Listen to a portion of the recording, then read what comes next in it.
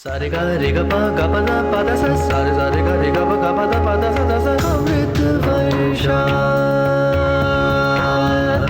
अमृत वर्षा।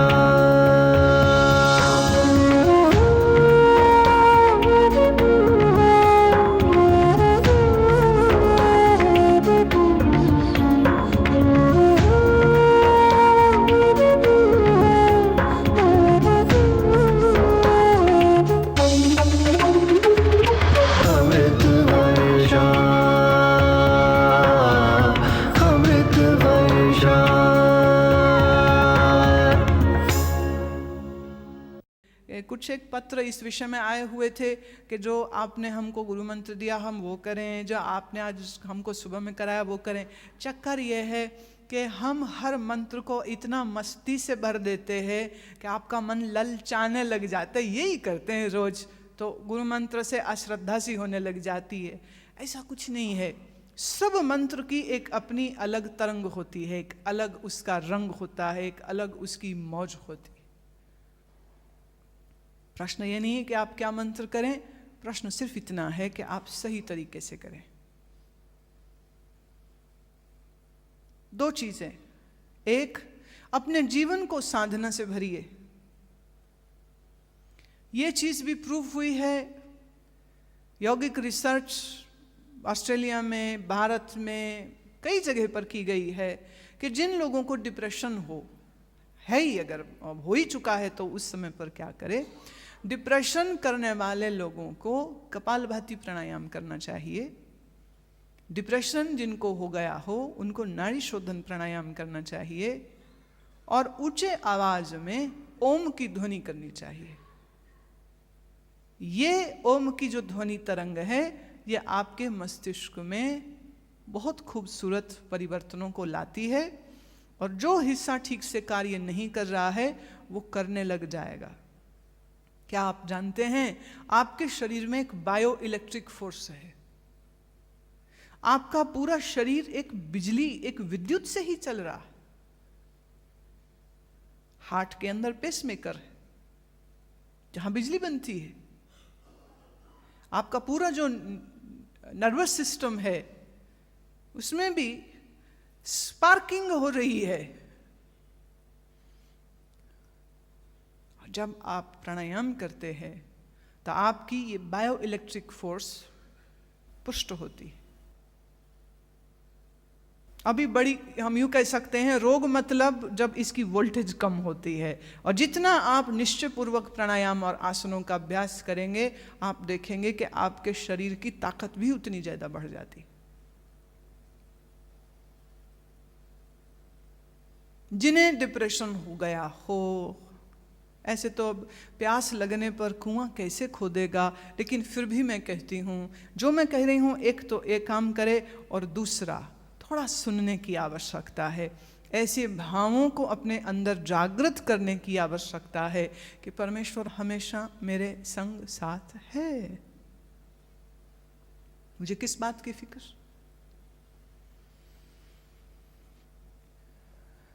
माता के उदर में प्रतिपाल करे सो क्यों मनो बिसारिये ए वडदाता जो अगन में आहार पहुंचाए।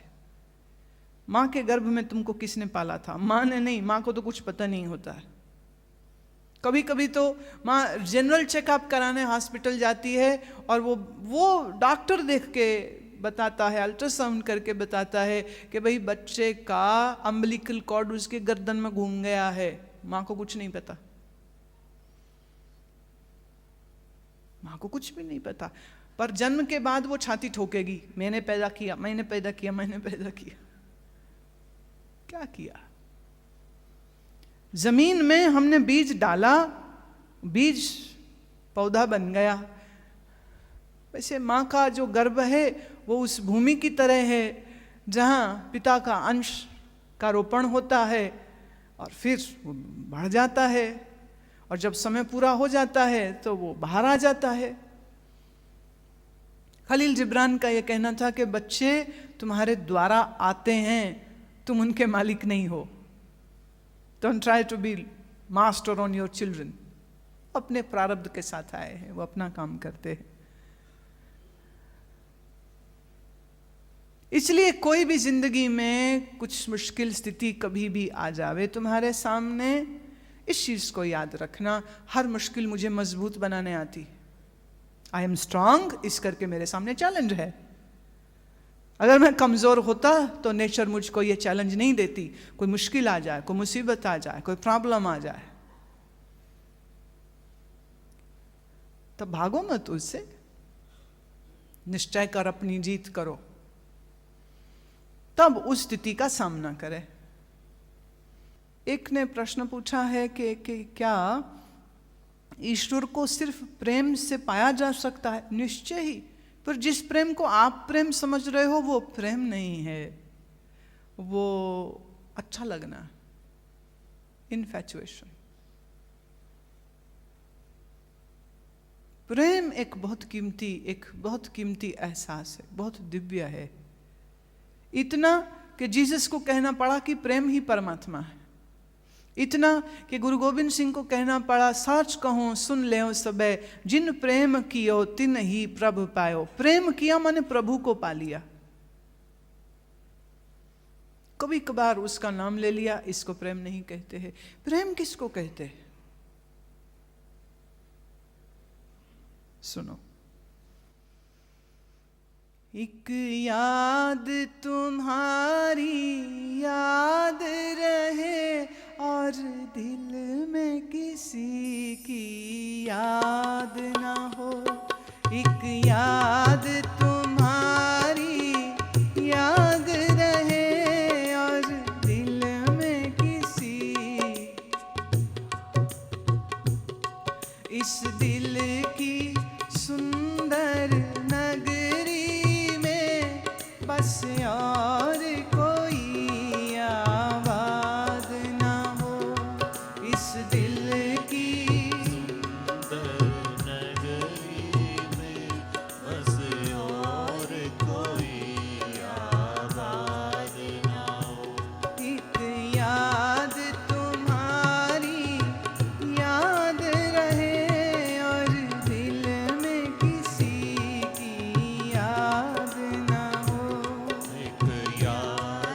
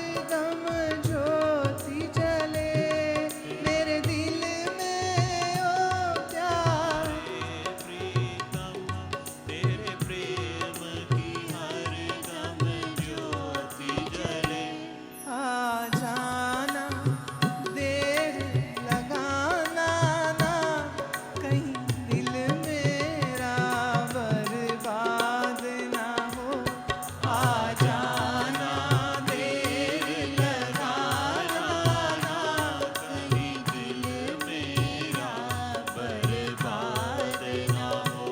एक याद तुम्हारी याद रहे और दिल में किसी की याद ना हो।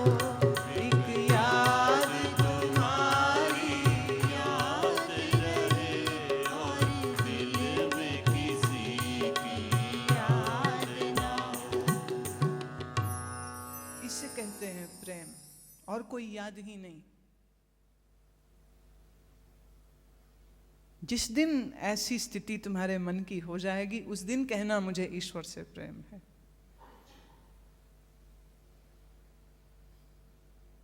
और कोई याद ही नहीं। कबीर जी का एक बड़ा सुंदर दोहा है। कबीर कहते हैं,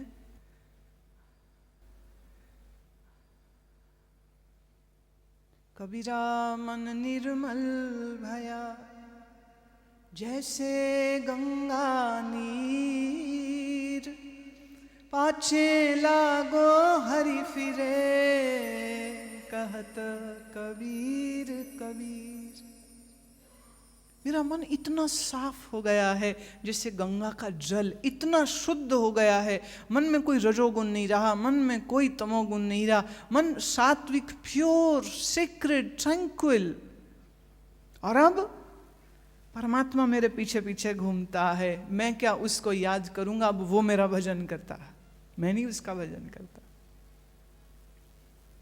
आई डोंट हैव टू।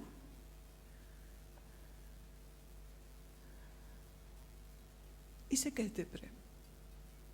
कौन कहता है कि प्रेम के बाद भी कुछ और करना बाकी, कुछ करना बाकी नहीं? चैतन्य महाप्रभु को सिर्फ प्रेम ने सब कुछ दिया, मीरा को सिर्फ प्रेम ने सब कुछ दिया। मीरा ने योग नहीं साधे, लेकिन उसके मन ने कृष्ण के नाम की ऐसी रट लगाई कि मीरा के चित्त में और कोई रहा ही नहीं, और किसी का ख्याल ही नहीं, और किसी का ध्यान ही नहीं। कहाँ से वो मन हटाए कि वो श्वासों में लगाए? उसका तो मन पहले ही अंतर्मुखी हुआ पड़ा। जिसका मन अंतर्मुखी नहीं है तो गुरु लोग उसको कहते भैया श्वासों पर ध्यान दे, श्वासों पर ध्यान दे। जिसका मन पहले ही अंतर्मुखी हो गया उसको कुछ नहीं कहा जाता। It's already there. प्रेम के बाद और कुछ भी नहीं चाहिए। लेकिन प्रेम का अर्थ सिर्फ पसंद करना नहीं होता है। प्रेम का अर्थ ये नहीं है कि कभी दुनिया अच्छी लगने लग जाए, कभी परमात्मा अच्छा लगने लग जाए। दुरंगी छोड़ दे, यक रंग हो जा, या सरासर संग हो जा, या सरासर मोम हो जा। मन से एकदम साफ, clear, no confusion.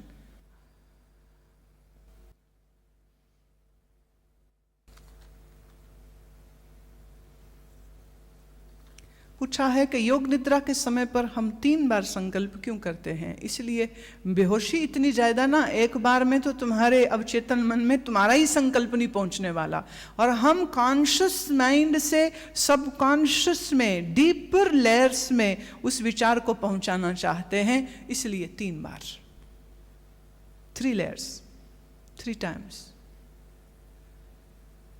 Buddha, Mahatma Buddha जब भी कुछ बोलते थे तो वह हर बात को 3 बार कहते थे। भिक्षु सुबह उठो, भिक्षु सुबह उठो, भिक्षु सुबह उठो, भिक्षु ध्यान करो, भिक्षु ध्यान करो, भिक्षु ध्यान करो। और हमारे जो प्राचीन बौद्ध ग्रंथ हैं उसमें लिखा भी इसी तरह से हुआ है। पहले बार जब पश्चिम के विद्वानों ने बौद्ध ग्रंथों को देखा तो ये क्या है, एक ही बात 3 बार कही हुई है। वो समझ नहीं पाए क्यों। और ये प्रश्न एक बार बुद्ध से भी किसी ने पूछा कि आप एक ही बात को 3 बार क्यों कहते हो? बुद्ध ने कहा इसलिए पहली बार तुम्हारा ध्यान वहां नहीं होता है जहां मैं चाहता हूं, दूसरे बार तुम्हारा ध्यान मैं वहां लाता हूं जहां मैं चाहता हूं, और तीसरे बार मेरी कही बात तुम सुन पाते हो, इसलिए 3 बार। तो योग निद्रा में भी ये संकल्प 3 बार हम करने को कहते हैं।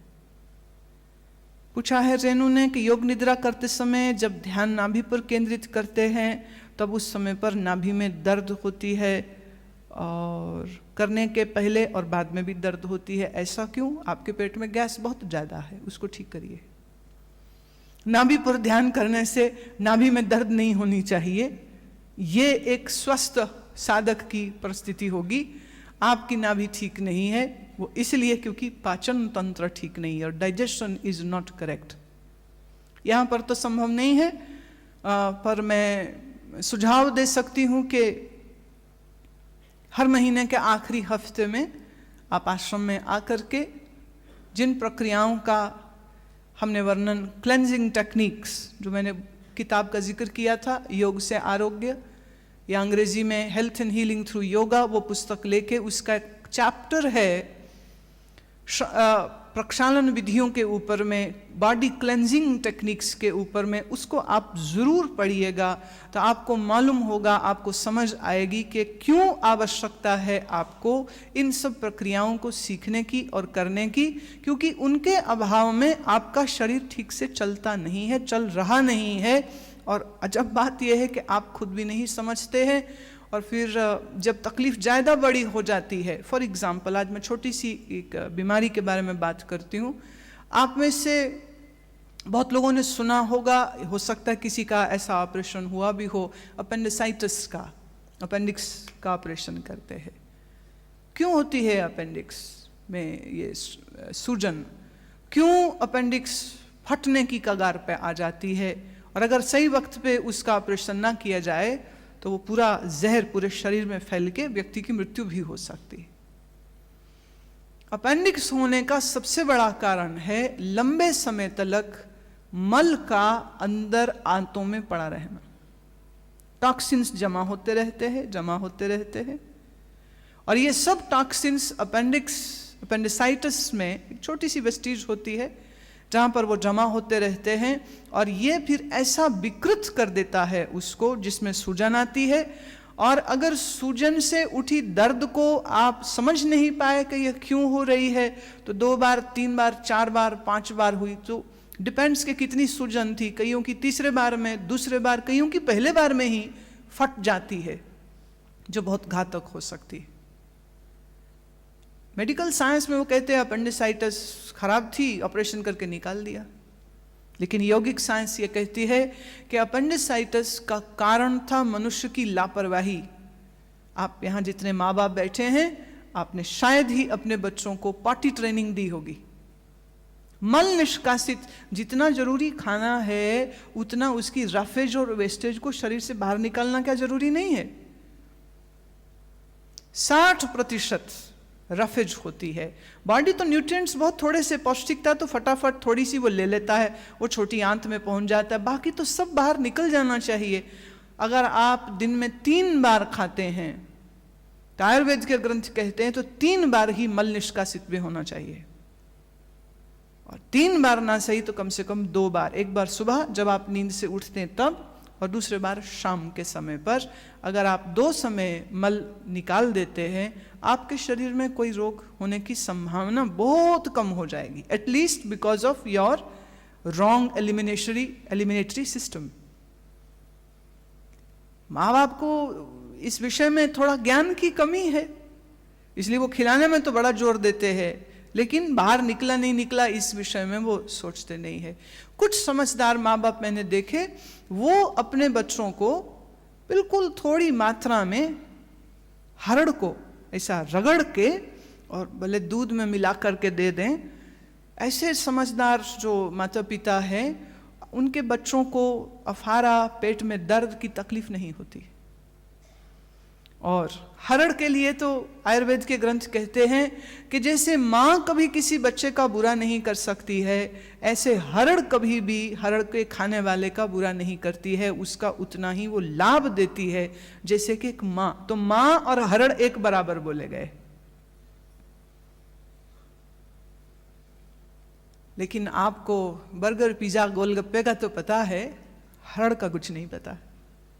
और ये बड़ी दुखद बात है। ये मेरा डिपार्टमेंट नहीं है, लेकिन मुझे इस विषय पर बात इसलिए करनी पड़ती है क्योंकि इतने सालों से मैं देख रही हूँ, कथा सुनी और उसके बाद कुछ अभ्यास नहीं करना, कुछ आसन नहीं करना, कुछ शरीर के बारे में समझ नहीं करनी, और नतीजन रोग। ये ठीक नहीं है। तो आप अपने डाइजेशन को और अपने शरीर से मल निष्कासन के इस संयंत्र को ठीक कीजिए। आप देखें, आपको योग निद्रा करते समय पर ये दिक्कत नहीं होगी। सबसे ऊपर स्पिरिचुअल पावर है। क्या रेकी की पावर से चक्रों का खुल जाना संभव है? क्या ये सीखनी चाहिए? देखिए, आपकी इच्छा है, जो चाहे सीखे, बड़ी अच्छी बात है। लेकिन रेकी से चक्र खुल जाएंगे, भावना बड़ी अच्छी है। ऐसे ही है जैसे कोई कहे कि मैं अपनी आंखों से स्विच को देखूंगा और बल्ब जल जाएगा। जला सकते हैं, हो सकता है। There is a special power, you can move things with your mind. Rishikesh के एक सन्यासी थे, स्वामी राम। उन्होंने अमेरिका के मैनेजर फाउंडेशन में ये टेस्ट दिया था। भारत के योगियों में से ये पहले योगी थे जो लेबोरेटरी में जाके अपना पूरा टेस्ट करवाते थे, और बहुत सारे डिमॉन्स्ट्रेशंस उन्होंने दिए थे, जिसमें मेज में रखी हुई चीज़ को उन्होंने अपनी आंखों से हिला दिया था, एक पॉइंट से दूसरे पॉइंट में मूव कर दिया था। तो बहुत कुछ संभव है। तो अगर आंखों से ये हो सकता है तो शायद रेकी से चक्र भी खुलते हों। तुम्हारे खुल जाएं तो मुझे ज़रूर खबर देना, हमें बड़ी खुशी होगी। काम होना चाहिए, चाहे कहीं से हो जाए। येन कैन प्राकरेन, I will be very very happy for you. आखिरी सवाल पूछा है गौरव ने। गौरव पूछते हैं कि मैं श्रवण करता हूँ, मैं ध्यान भी करता हूँ, भगवद गीता रोज पढ़ता हूँ, सात्विक आहार लेता हूँ, ईश्वर की मुझ पर असीम कृपा है, फिर भी काम, क्रोध, अहंकार से मुक्त नहीं हो रहा हूँ। ये दिनों दिन बढ़ते जा रहे हैं। इनसे मुक्त होने के लिए क्या करूँ? गौरव बेटा, आपने सबसे बड़ा काम तो शुरू कर लिया है करना, कि आपको ये दिखता है कि आपके मन में क्या चलता है। तो ये बहुत सराहनीय बात है।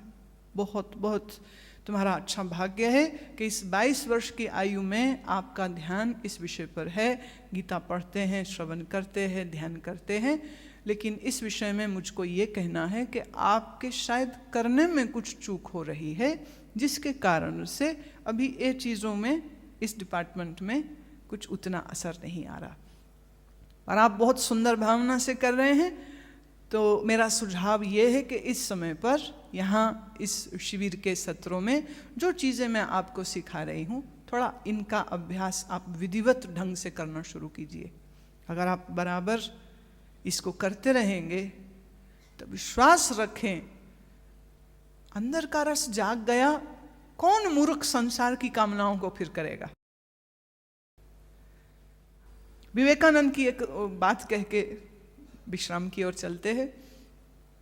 अमेरिका में विवेकानंद बहुत मशहूर हो गए अपने उस एक लेक्चर की वजह से। द वर्ल्ड रिलीजन ऑर्गेनाइजेशन का जो प्रोग्राम था, वहाँ पर उनको जो कुछ वो बोले इतना प्रभावशाली था कि अमेरिकन प्रेस ने उनको हाथों हाथ उठा लिया, बहुत फेमस हो गए। अखबारों में उनके इंटरव्यू छपने लग गए और दूर दूर से लोग उन्हें सुनने और मिलने आने लग गए और बड़े उनको न्योते मिलने लग गए। एक जगह वो स्पीच देने के लिए गए और जिस होटल में रुके थे वहाँ उनके कमरे में नीचे रिसेप्शन से फ़ोन आया कि आपको एक महिला मिलना चाहती है। वो वहाँ की बहुत अमीर महिला थी, तो उन्होंने कहा ज़रूर भेज दीजिए। महिला आती हैं, उनके साथ बातचीत करती हैं, चाय पीती हैं और फिर उन्होंने अपना बिल्कुल खुला खुला प्रणय निवेदन उनके सामने रख दिया और कहा कुछ इस ढंग से कि after all he is a swami, so you can't just say directly to a swami I want to sleep with you. तो उसने बोला, मुझे तुमसे एक पुत्र चाहिए, मैं तुम्हारे बच्चे को जन्म दूं, मेरी ये इच्छा है। विवेकानंद कुर्सी में बैठे थे, बात को जब वो सुने तो कुर्सी से उठे और उसके पास जाके जमीन में बैठ गए, उसके पाँव में हाथ लगा के कहते हैं, तो फिर मुझी को बेटा बना लो माँ, मेरे जैसा तो मैं ही हूँ, मैं ही हूँ, आपका पुत्र हो सकता हूँ, और मेरा सौभाग्य होगा अगर आप मुझको एक पुत्र की न्याय स्वीकार कर लें। उसके पास कोई शब्द नहीं थे, क्योंकि ऐसी सुंदरी किसी को ऐसी बात कहे तो वो पुरुष अपना भाग्य समझता था, और यहाँ कोई पुरुष उसको ऐसा जवाब भी दे सकता है, ये उसने स्वप्न में नहीं सोचा था। और आप जान के हैरान होंगे कि ये स्त्री बाद में उनके लिए बहुत मिशन का उनका उसने काम किया, बहुत पैसा भी लगाया, और उनके साथ कदम दर कदम अमेरिका में रामकृष्ण मिशन को फैलाने और भारत के दर्शन और भारत की इस सोच को प्रचारित करने में इस महिला ने बहुत बड़ा रोल अदा किया था। विवेकानंद को कोई मुश्किल नहीं इस स्थिति पे आने के लिए। क्यों?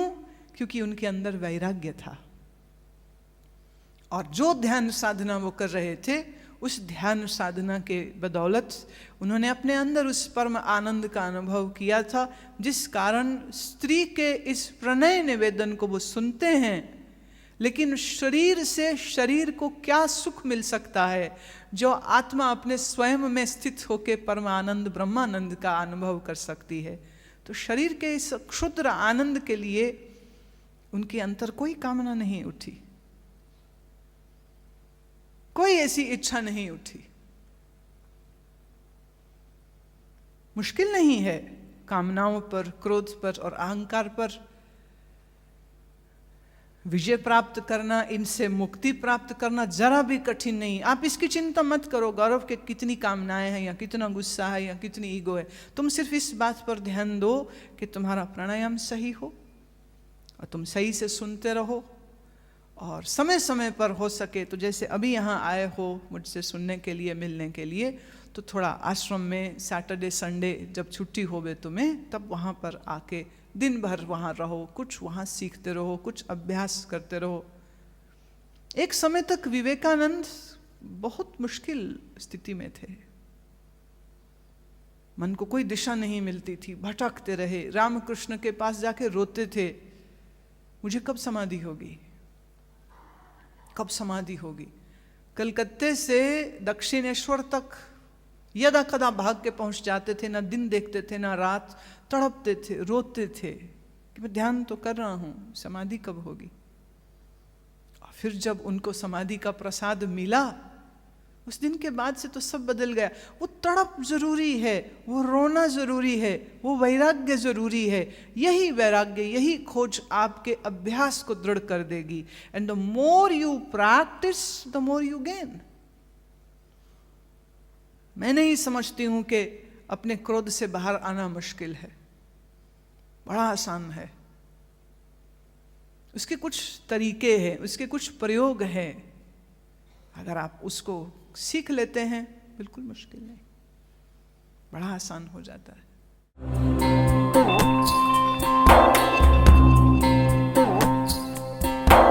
श्री कृष्ण गोविंद हरे मुरारे, हे नाथ नारायण वासुदेव। श्री कृष्ण गोविंद